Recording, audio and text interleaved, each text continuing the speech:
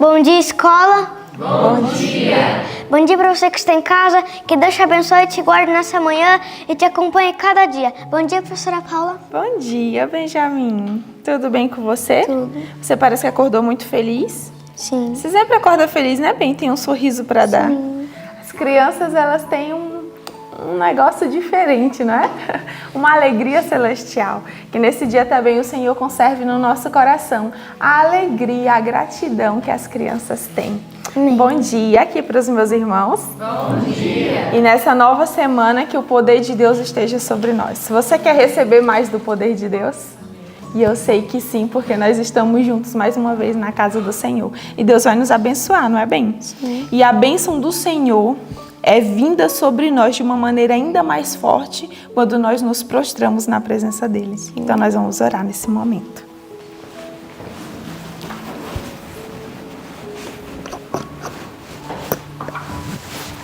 Deus eterno e Pai de bondade, Senhor, a nossa gratidão por termos a chance de viver mais um dia. Foi o Teu poder que nos despertou. A Tua palavra diz que é a vida que vem de Jesus e passa por todos os seres. Então agradecemos, Senhor, pela oportunidade de viver. E queremos viver de uma maneira gloriosa, por isso começamos esse dia na Tua presença, para que o Senhor nos ensine como devemos nos conduzir, como devemos falar, como devemos nos portar de maneira que traga glória ao Teu nome. Que o Senhor abençoe cada pessoa que está ali do outro lado, cada família, Senhor, para que o Teu nome seja levado a todas as nações, que cada um seja um missionário em seu campo. Em nome de Jesus, amém. Amém. Nós vamos cantar o que hino você escolheu para nós? 165. Hoje sou feliz. Amém.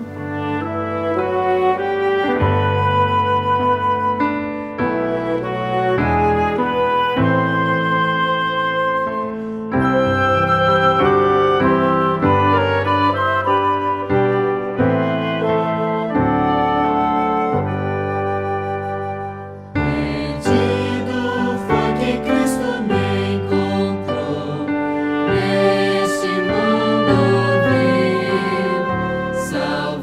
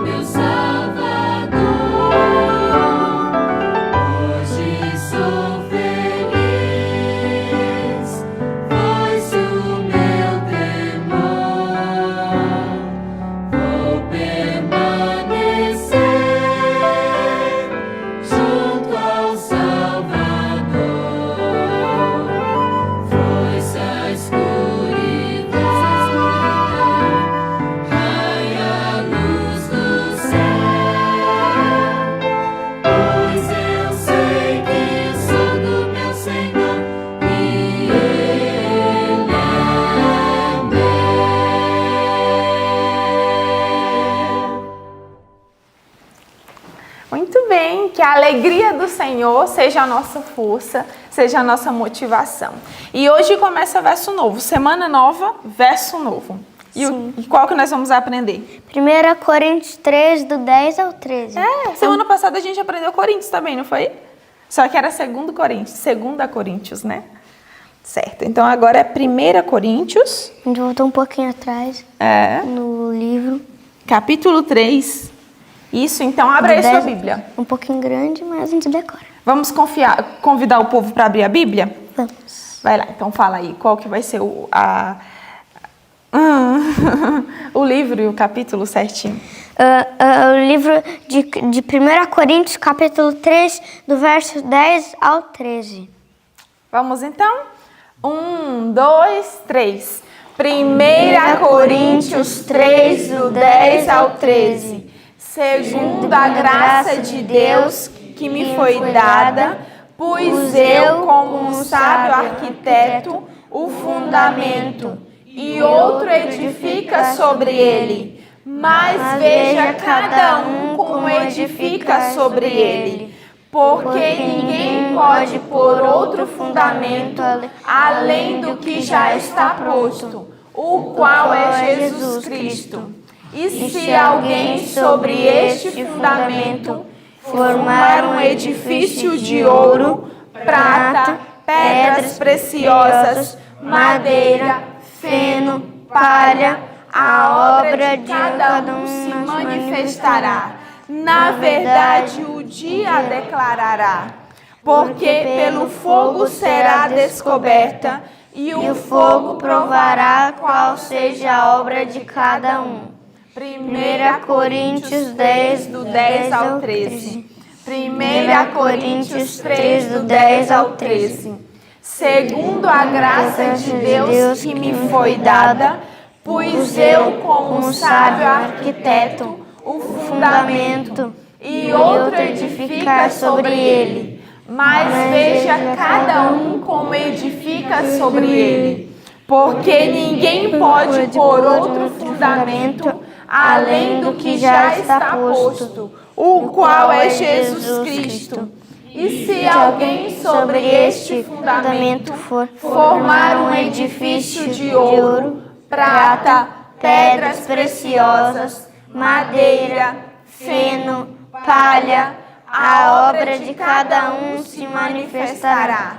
Na verdade, o dia declarará, porque pelo fogo será descoberta, e o fogo provará qual seja a obra de cada um. 1 Coríntios 3, do 10 ao 13.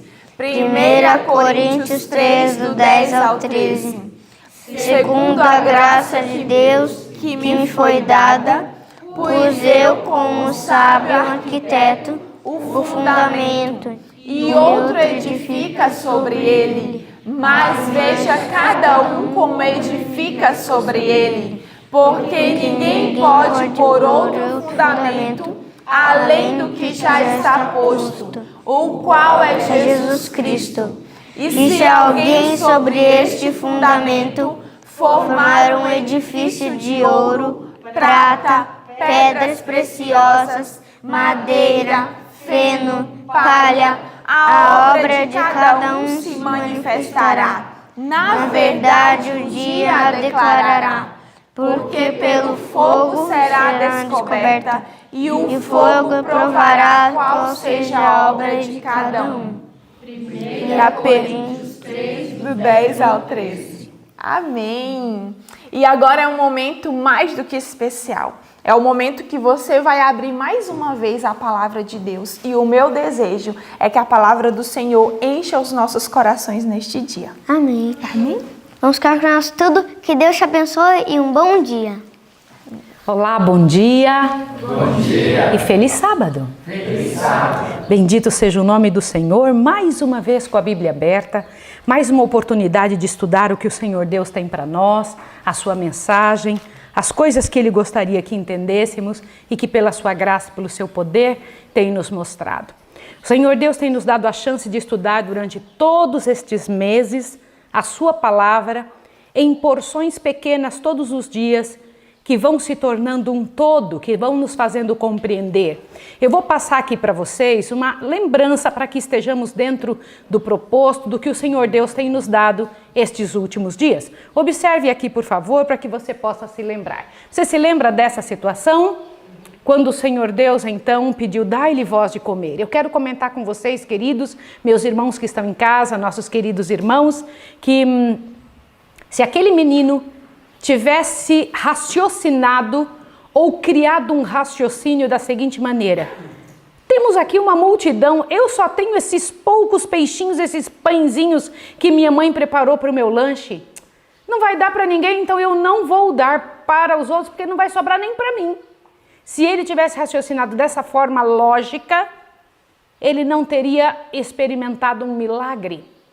Ele não teria ofertado o pouco que tinha na mão para se tornar alimento para multidões e ainda sobrado para levar para casa. Aquela mãe que estava preparando aquele lanchinho nunca imaginou o que Jesus era capaz de fazer com alguma coisa, o pouco saído de suas mãos, dos seus poucos recursos. Jesus quer entrar em cidades e ele pode usar este pouquinho de pão que você tem na mão. Jesus quer alimentar pessoas, Jesus quer alimentar vidas e ele pode usar o pouco que oferecemos, que ele empresta para a nossa mão.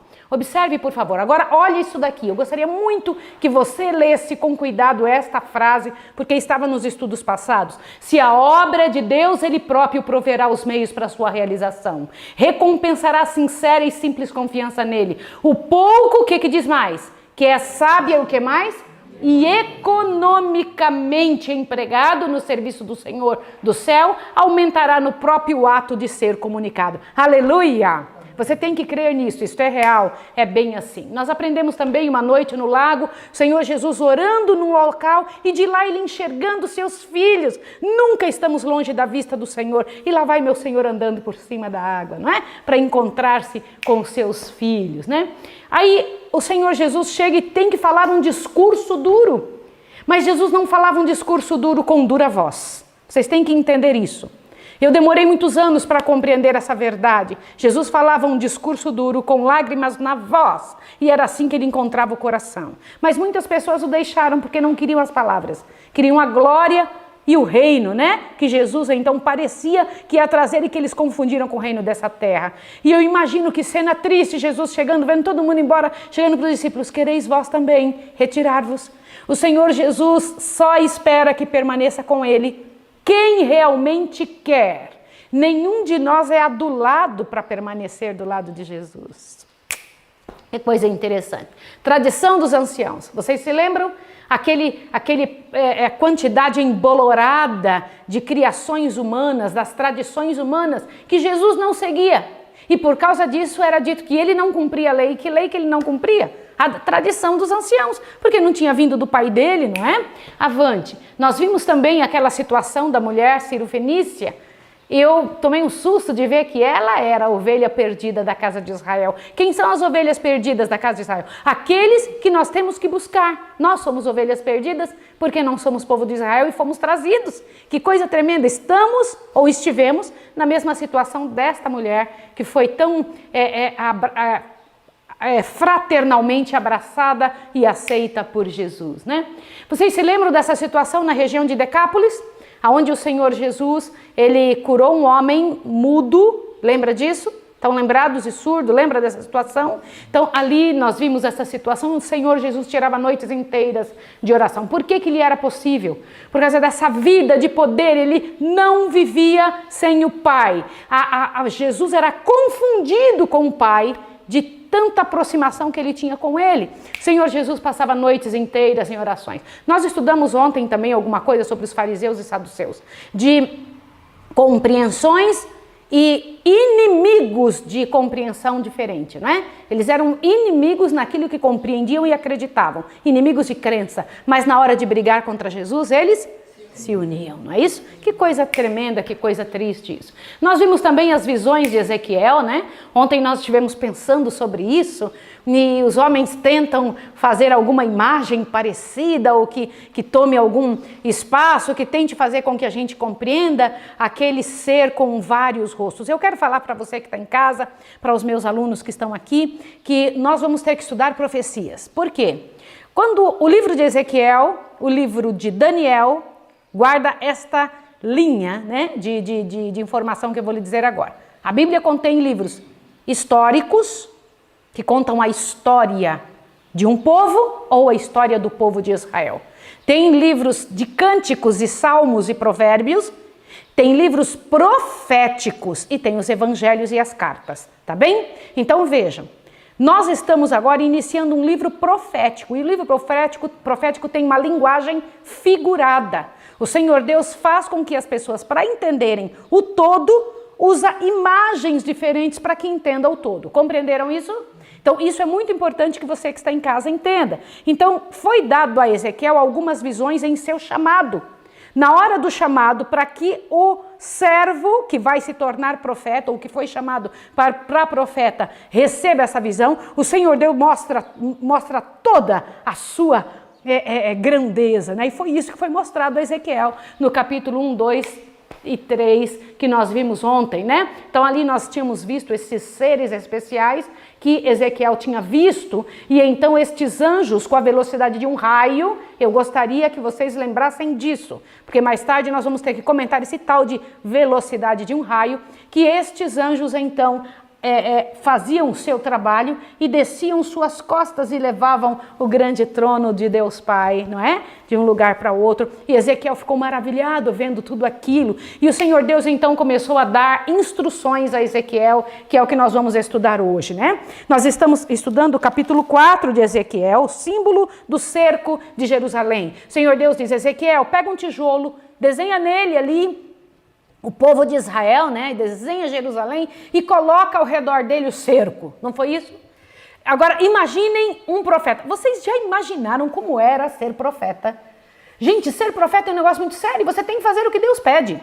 Você tem que se posicionar diante de Deus naquilo que o Senhor Deus determinou. E lá estava ele procurando aquilo que Deus pediu para mostrar ao povo de Israel, e o povo de Israel vendo e enxergando. Na verdade, os homens desenham isso que vocês estão vendo agora na tela. No entanto, eu imagino quão grande deve ter sido. Porque Ezequiel era um homem, um tijolo é um tijolo, duro. Por isso o povo de Israel duro daquele jeito, né? O cerco ali ao redor. E eu queria que vocês pensassem. Não consigo imaginar que tenha sido uma coisa pequena. Eu não consigo imaginar que era um tijolinho e então um cerquinho. Não, eu não consigo imaginar que era só um detalhe. Eu imagino Ezequiel fazendo uma coisa grande, porque era todo o povo que estava exilado que tinha que ver. Eles tinham que entender que aquilo era eles. Eles tinham que compreender que aquela situação era a situação deles. E o profeta tinha que fazer uns negócios estranhos. Lembre que o Senhor Deus pediu com relação a... Isso é uma parte dura, e eu fico imaginando que raramente se vê alguém pregando sobre estas coisas. Que situação difícil. Você vai pegar pão, meu filho, e vai cozer o pão nesta medida que eu vou dar. E é interessante que quando eu li isso aqui, eu me lembrei de um detalhe interessante. Lembra, amor? Do pão Ezequiel dos Estados Unidos? Aí está uma imagem, eu corri atrás da imagem, porque nos Estados Unidos tem um tal de pão Ezequiel. Pão de Ezequiel 4, o verso 9, né? Então você dá uma olhadinha ali, ó, Ezequiel 4, 9. Este pão nós comíamos lá quando morávamos nos Estados Unidos. Esse pão é feito com esses ingredientes que Deus deu aqui. Só não é cozido... Só que Jesus pediu que fosse cozido no que primeiro? Esterco humano. Para se tornar totalmente imundo. Isso era exemplo do quê? Veja, ele disse: Senhor, eu nunca comi nada imundo. Senhor, por favor, eu vou te deixar trocar o esterco humano pelo esterco de gado. Só para vocês terem ideia que coisa tremenda. Tá, meu filho? Eu vou deixar você fazer isso, mas você vai ter que fazer. Olha, o profeta não tem escolha, eu quero que vocês saibam disso, né? Ele ali fez um acordo com Deus. Olha, mas olha a situação imunda que o povo estava. E o Senhor Deus dizendo: vocês fizeram pior do que as nações ao redor de vocês. Porque as nações ao redor de vocês não teve o que eu dei. Não recebeu o que eu concedi. Não tiveram conhecimento como eu ofereci a vocês. Mas vocês fizeram pior. Por que pior? Na extensão do que eles fizeram, mesmo sabendo fazendo errado. Entende que coisa terrível? Foi essa situação. E lá estava Ezequiel mostrando isso diante do povo. Eu imagino que dor que deveria ser isso no coração. E o Senhor Deus ali dando algumas informações. Eu não sei se vocês viram que aqui em Ezequiel capítulo 4 tem uma das informações dessa nossa compreensão de dia e ano na profecia. Quem de vocês percebeu isso? Né? Cada dia te dei por um ano. Lembra disso? Tá? Então nós temos aqui Ezequiel 4, no verso 6. Vocês viram isso? Quando tiveres cumprido estes, tornar-te a deitar-se sobre o teu lado direito, e levarás a maldade da casa de Judá 40 dias. Um dia te dei para cada ano. Lembra? Então, um dia, um ano. Então, daqui a pouco você que está em casa vai conseguir estudar isso conosco. Não tenha medo. Aliás, eu queria pedir a você que fosse dentro do nosso canal, Maísa Ribeiro Oficial. Você vai procurar um grupo de estudos bíblicos. Nós já gravamos, já está gravado, já está aí. Você tem que estudar esses estudos bíblicos. Dentro, são mais de 50 estudos bíblicos que nós já gravamos. Esses estudos bíblicos são de 30 minutos quase cada um. Você vai estudar as profecias dentro dos estudos bíblicos. Eu tentei passar a Bíblia toda ali e um deles é o estudo de Daniel. Também temos o estudo de Daniel e Apocalipse, que você pode estudar. É muito importante isso. Não perca tempo. Faça desses estudos o seu Netflix. Tá bem? Corra atrás disso. Busque informação. Encha a sua mente de compreensão destas coisas do céu. O Senhor Deus está agora dando para Ezequiel informações de, olha, você precisa demonstrar ao povo o que foi que eles fizeram e por que estão no estado em que estão. A razão do porquê eu estou te dando essas informações é porque o povo chegou num ponto, veja, Ezequiel 6, verso 11, observe aqui, assim diz o Senhor Deus, bate com a mão, bate com o pé e diz, por causa de todas as terríveis abominações da casa de Israel, pois cairão a espada e de fome e de peste. Irmãos, ainda viria pior, sim ou não? Eu vou lhe dizer uma coisa, nunca tinha acontecido na história da terra o que aconteceu com o povo de Israel. Nunca. O quê? Não estou falando do cerco, estou falando de um Deus eterno se calar. Depois de falar tanto, vocês caíram a espada, se tornaram escravos e vocês, se não mudarem de vida, vão continuar nessa situação. E o Senhor Deus, por 400 anos, manteve silêncio. Nunca tinha acontecido na história do universo. Deus eterno mantendo? Por que Deus manteve silêncio? Todo profeta que era enviado era morto. Todo profeta Deus mandava, olha, eu vou mandar uma pessoa para cuidar de vocês. O que é um profeta? Alguém que vem cuidar, alguém que vem avisar antes da miséria acontecer. É o repórter certo. Ele vem com a mensagem correta. Ele vem dizendo, é assim, é dessa forma, acredite. Eu não tenho nenhuma dúvida de que a coisa é assim, porque foi Deus que falou. No entanto, o povo queria isso? Não. Que situação terrível. Mas nós somos tardios em aprender mesmo, não é? Vamos para o capítulo 45? Nós somos tardios em entender. Os discípulos que já viviam com Jesus há tanto tempo, entendiam o que se passava na cabeça de Jesus? Não. Entendiam quando Jesus falava? O que me impressionou ao ler o capítulo 45 do Desejado de Todas as Nações, me impressionou tremendamente, foi saber e entender que Jesus viu tudo antes de acontecer. Sim ou não? Irmãos, diz que ele viu detalhadamente a trilha e o caminho que haveria de passar. Isso me estremece. Se você soubesse que você iria morrer num certo local, você iria lá? Não, né? Nós corremos da morte, não é assim? As pessoas não querem estar envolvidas com nem pensar, eu não quero morrer, né? Agora, se você soubesse que para morrer você iria sofrer muito, como é que você se sentiria? Não, mas que você não ia sofrer pouco, ia sofrer demais. Agora, se você soubesse que iria sofrer muito sem ninguém para lhe ajudar. Agora, se você soubesse que ia sofrer muito para morrer, sem ninguém para lhe ajudar, e que possivelmente havia possibilidade de perder para sempre a sua salvação. Gente, eu penso que a história de Jesus, passada diante dele, deve ter sido uma dor tremenda. Jesus olhou para os discípulos, pensou, Senhor, eu preciso orar por eles, porque eles não sabem o que vai acontecer comigo, e eles estão muito confiantes e até confusos. E foi orar pelos discípulos, não foi? Sim. Foi lá orar, foi lá clamar por eles.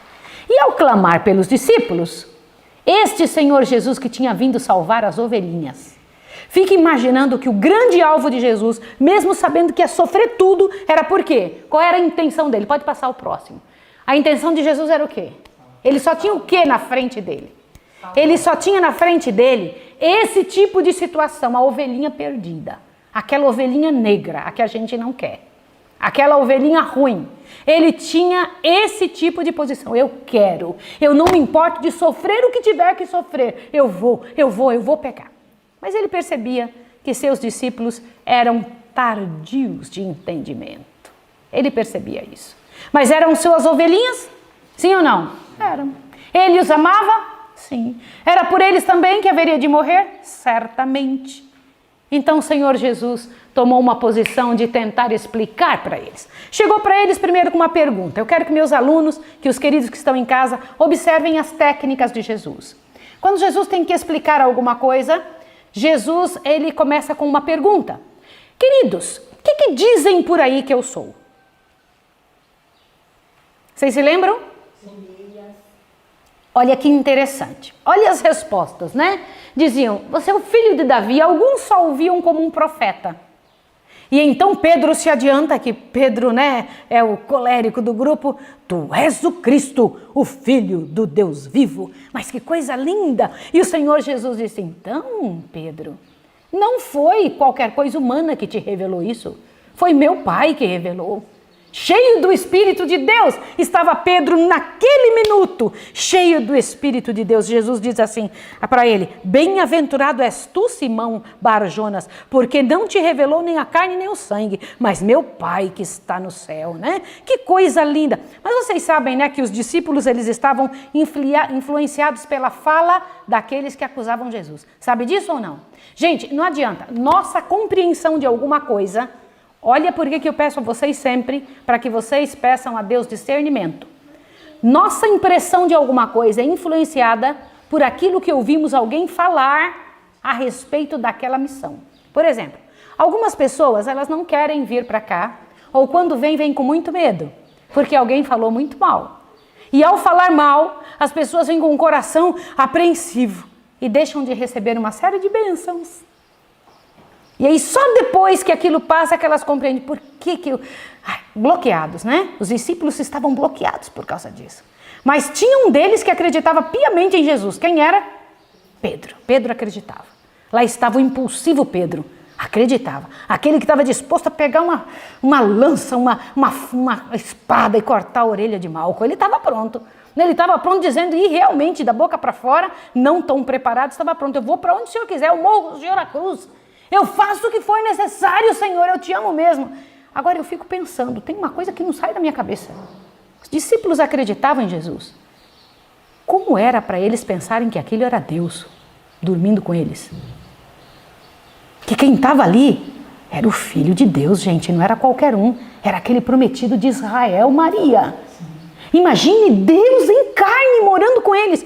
Como que eles se relacionavam? Vocês têm ideia de como é receber na sua casa, no seu meio, Filho de Deus? Por isso a pergunta, vocês sabem quem eu sou? Tá bom, o que dizem por aí? Mas e vocês? Dizem o quê? Vocês sabem quem sou eu? Por que Jesus estava fazendo essa prévia? Porque Jesus queria explicar para eles, olha, este Filho do Homem, este Deus que está no meio de vocês, vai morrer, eu vou morrer. Eu vou morrer. E então Jesus fala um negócio tremendo, que é isso que tem me sustentado tantas vezes no meio do povo de Deus. Ele chega e comenta um detalhe. Esse detalhe que ele fala, que ele comenta ao apontar para Pedro, pensem bem nessa imagem que está aí. Veja que Jesus está apontando uma das mãos para Pedro e outra para si mesmo. Não é isso? Esta foi a ideia correta deste momento, deste tempo, dessa situação que nos foi levado, que nos foi pedido para ler nessa manhã em Marcos 8, tá? O que foi que Jesus tinha dito? Vai lá, por favor, eu te peço. Eu queria que você, em nome de Jesus, observasse esta informação tão importante. Por favor, dê uma olhadinha, Marcos 8, o verso 27. E então, depois eu quero que você vá comigo para Mateus para olhar um detalhezinho. Olha só, presta atenção. Jesus e seus discípulos partiram para as aldeias de Cesareia de Filipe. No caminho perguntou-lhes: que diziam os homens que eu sou? Responderam ele: João Batista. Outros: Elias. E ainda outros: um dos profetas. Então perguntou: mas vós, que dizeis vós de mim? Respondeu Pedro: tu és o Cristo, filho do Deus vivo. Advertiu-os Jesus de que a ninguém dissessem tal coisa. Por quê? Por quê? Por quê, queridos? Sim, porque ele sabia que já estavam tramando a morte dele desde o primeiro minuto que Jesus apareceu, não foi? Só para vocês verem que não era por raiva ou por qualquer tipo de posicionamento errado, não era não. Era porque o poder que estava atrás deles era que instigava isso. Aí continua. Então começou a ensinar-lhes que importava que o Filho do Homem sofresse muitas coisas, fosse rejeitado pelos anciãos, pelos principais sacerdotes, pelos escribas, fosse morto e depois de 3 dias ressurgisse. Ele dizia abertamente essas palavras e Pedro, chamando-o à parte, começou o que? A repreendê-lo. Senhor, não diz isso de você, Senhor. Olha aqui, dá uma olhada, que coisa tremenda. Olha lá. Ele dizia abertamente essas palavras e Pedro chamou à parte e começou a repreendê-lo. Jesus, porém, voltou-se olhando para os discípulos, repreendeu a Pedro e disse o quê? Para trás de mim, Satanás. Para trás de mim. Gente, peraí. Num minuto foi Deus que te falou isso, Pedro. No minuto seguinte foi o quê? Para trás de mim, Satanás. Satanás estava usando Pedro ou não estava? Mas Deus tinha usado Pedro no minuto antes? Sim. É possível esse tipo de situação? É. Foi bem na hora que Pedro estava se sentindo muito bem, porque Jesus disse, não foi carne nem sangue que falou isso de você. Eu imagino aquele coração de Pedro se inflamou. E aí Satanás falou, é minha chance de conseguir tentar fazer o que eu tentei lá no deserto. Lá no deserto eu tentei fazer com que Jesus deixasse a sua missão. Deixa eu tentar aqui pela boca de Pedro. Diz que foi o próprio diabo que falou pela boca de Pedro. Que miséria, gente. Deus fala por uma boca no minuto, no outro minuto Satanás está falando. Que coisa terrível, que miséria, que coisa tenebrosa isso. E meu coração se prende de dor. No entanto, olha que coisa interessante, que se encontra também com relação a Pedro. Vai lá, por favor, em Mateus 16. Corre lá, corre na sua Bíblia. Seria muito bom que você que está em casa, sempre que viesse estudar a palavra do Senhor com a gente, trouxesse a palavra de Deus. Olha só, você precisa disso. Você precisa da palavra do Senhor sempre. Mateus 16, para que possa ir acompanhando, tá? Mateus 16, o verso 13 em diante. Nós vamos ler de novo essa informação, só que com um detalhe a mais. Por que um detalhe a mais? Porque todas as vezes que uma revelação bíblica é dada a oportunidade para quem escreve, para quem está revelando a mensagem, de escrever conforme as suas palavras. Você entendeu? Aquela revelação que foi dada.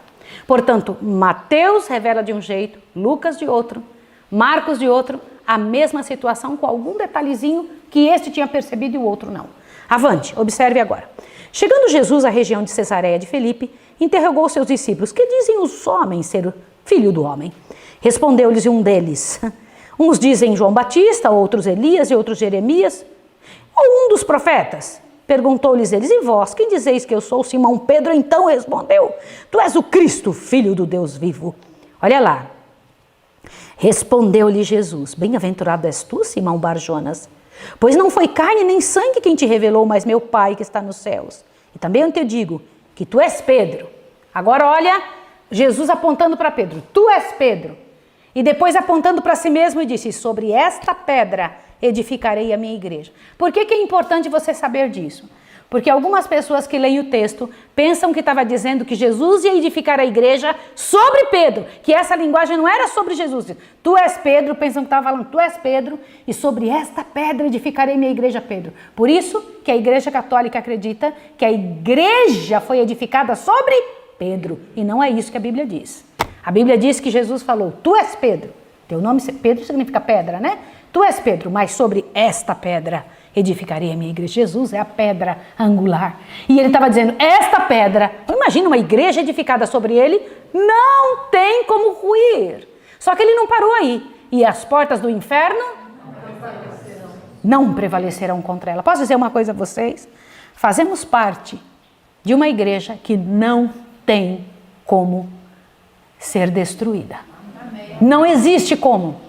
Irmãos, pode acontecer o que for. Você que está em casa, nós aqui da Escola de Profetas, que temos sofrido terrivelmente, vendo coisas ruins entrarem na igreja de Deus, porque eu tenho certeza absoluta que a igreja adventista do sétimo dia é a igreja do Senhor na terra. Esta foi a igreja edificada sobre ele. Eu não tenho dúvida nenhuma disso. Nenhuma. Embora Deus tenha filhos em todas as igrejas, e um dia Deus chamará esses filhos dos outros apriscos para este aprisco. Compreende o que eu estou lhe dizendo? É isso que o Senhor vai fazer. E para isso, aí precisa o estudo da Bíblia. Não é a religião que salva, mas ai daquele que estiver na religião errada. Porque a religião errada educa errado. A religião errada treina errado. A religião correta é esta. Qual foi a religião edificada sobre Cristo? A igreja adventista do sétimo dia. Por quê? Porque ela não tem um detalhe que seja humano. Não falta um detalhe nela. Eu sou adventista, mas sou errada. Mas a religião adventista não é errada. Eu sou pecadora dentro da igreja adventista, mas a religião adventista não tem erro. Você entende o que eu estou lhe dizendo? Compreende? Isso é muito sério. E era dessa igreja que Jesus estava falando. Esta igreja que ele tinha dado a Adão. A igreja adventista não é a igreja nascida porque 2, 3 pessoas se uniram para fazer ou para edificar esta igreja. É uma igreja de profecia. Esta igreja, que as portas do inferno não prevaleceriam contra ela, foi dada a Adão. Foi passada de Adão para seus filhos. A mesma igreja que foi apresentada para Noé, a mesma igreja apresentada para Abraão, Isaac, Jacó, todo o povo do Senhor. Esta era a mesma religião que cumpria o povo do Senhor que foi tirado do Egito. O Senhor Deus tirou eles do Egito para cumprir essa religião. Era a religião de todos os profetas, a religião que Deus deu para o povo de Israel. E por transgredir esta religião é que o povo foi preso, foi levado cativo. E esta era a religião que Jesus veio nela. E estava cheia de tradições humanas e Jesus não quero saber. Era a religião dos judeus. Quero que dizer para vocês que a religião que os judeus praticavam é a religião certa. Não as tradições que eles tinham enfiado no meio da religião. Mas era a religião certa. Por quê? Porque era esta a religião que Jesus tinha dado para o ser humano, para o planeta Terra. E você precisa aprender isso. É muito importante que você entenda a seriedade disso. A igreja foi edificada sobre alguém contra a qual as portas do inferno não podiam prevalecer. Ninguém pode pôr outro fundamento a não ser o próprio Senhor Jesus. Amém, senhores? Amém. Agora eu vou dizer uma coisa. Deus não confiou a obra do evangelho a Pedro, a ser humano algum, individualmente. Jesus confiou a obra da igreja a todos aqueles que se envolvem verdadeiramente com a igreja de Cristo. Sim ou não? Agora deixa eu comentar um detalhe com vocês, pode passar o próximo.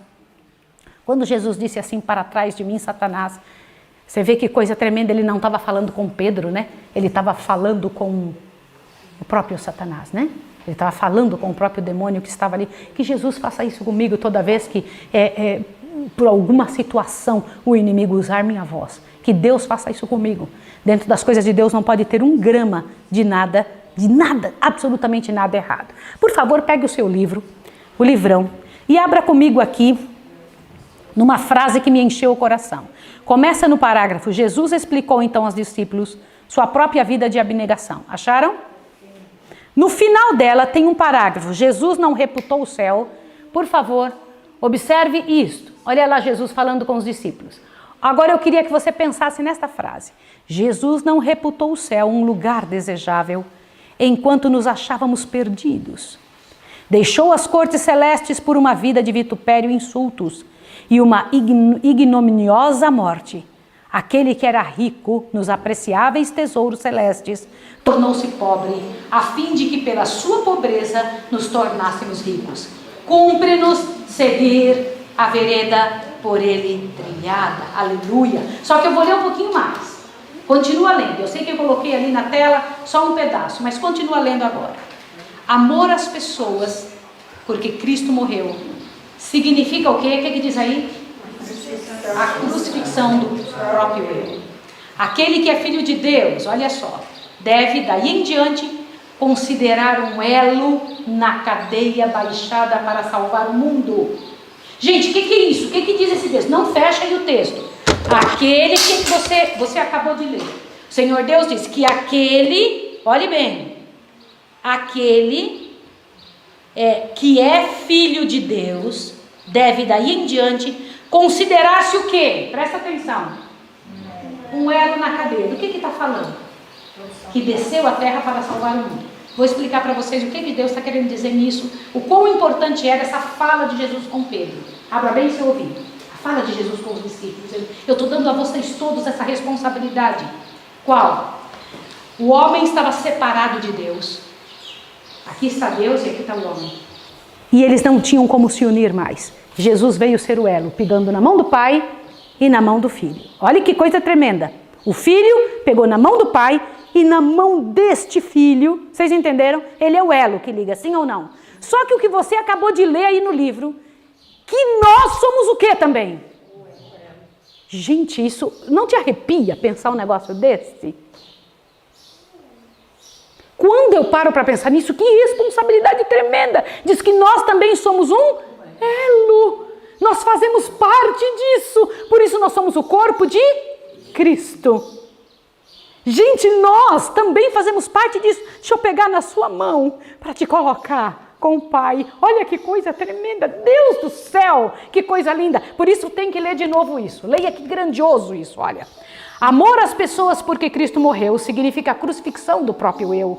Aquele que é filho de Deus deve daí em diante considerar um elo na cadeia baixada para salvar o mundo, um com Cristo em seu plano de misericórdia, indo com ele em busca dos perdidos para salvar. Amém. Continua.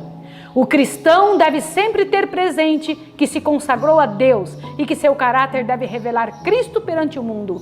O espírito de sacrifício, a simpatia, o amor manifestados na vida de Cristo devem reaparecer na existência do obreiro de Deus. Aleluia, Senhor, que o Senhor diga para mim, para trás de mim, Satanás, de tudo que tem em mim que não presta. Volta um, por favor.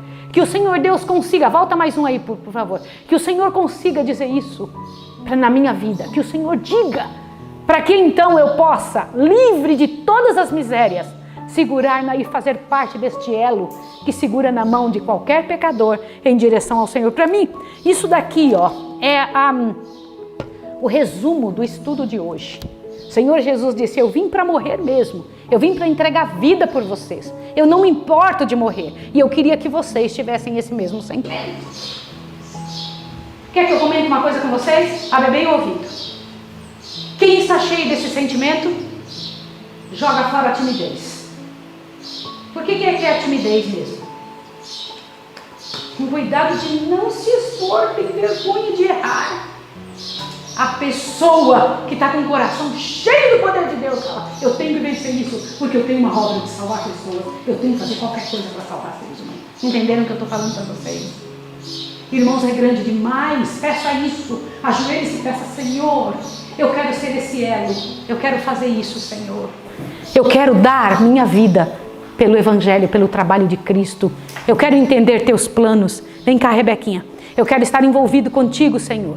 Eu quero organizar a vida segundo o teu modelo, meu Pai. Quero fazer toda a minha história funcionar segundo o modelo que o Senhor deixou. Você quer? Quer ou não?